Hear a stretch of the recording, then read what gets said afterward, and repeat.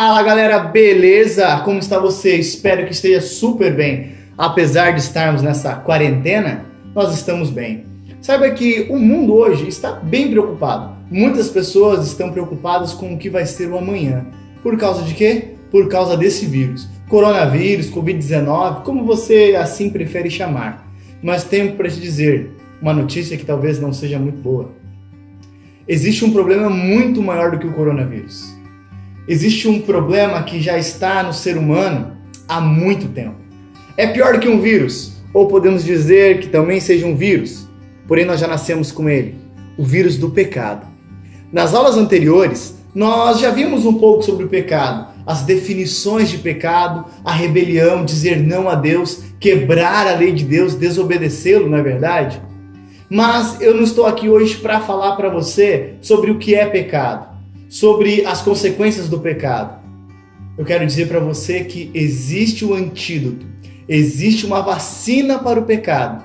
E essa vacina foi conquistada lá na cruz do Calvário. A obra de Cristo Jesus. É sobre isso que nós vamos falar hoje, na nossa unidade 1, o capítulo 2. Uma mudança. O que acontece quando nós nos arrependemos? E como nós podemos conseguir perdão da parte de Deus?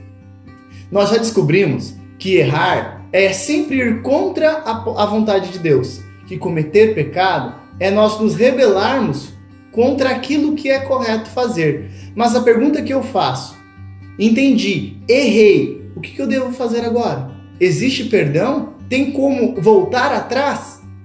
Por isso que no livro didático, espero que você esteja aí com o seu livro, me acompanhando nessa aula, a partir da página 14. Página 14, página 15, nós vamos falar um pouquinho sobre o sentimento de culpa e também do arrependimento. Saiba que a primeira coisa que acontece quando nós erramos e nós queremos dar passos para o arrependimento é que o Espírito de Deus, o Espírito Santo, fala em nosso coração. Ele nos convence dos nossos erros e mostra que nós precisamos nos achegar a alguém que pode nos perdoar. Para isso é necessário arrependimento. A palavra de Deus, a Bíblia, diz assim, lá em 1 João, primeiro livro, Epístola de João, capítulo 1, o versículo 9. Se confessarmos os nossos pecados, Ele é fiel e justo para nos perdoar os pecados e nos purificar de toda injustiça. Saiba que nós precisamos nos arrepender. Nós já falamos um pouco sobre isso também em nossa aula. A diferença de arrependimento e remorso, você lembra? A tristeza pelo ato cometido e a tristeza pela consequência adquirida. Saiba que quando nós erramos para com Deus, Ele nos olha com amor, como alguém que quer nos abraçar, nos carregar no colo e dizer: filho, levanta-te. Tá caído, vacilou, errou, não tem problema. Eu estou disposto a perdoar. Sabe que a Bíblia conta uma história de um rei. Segundo Samuel, capítulo 11, fala da história de Davi. Davi, um dos grandes reis de Israel, mas vacilou. Errou feio. Acabou adulterando, pegando a mulher de outro. Terrível, terrível.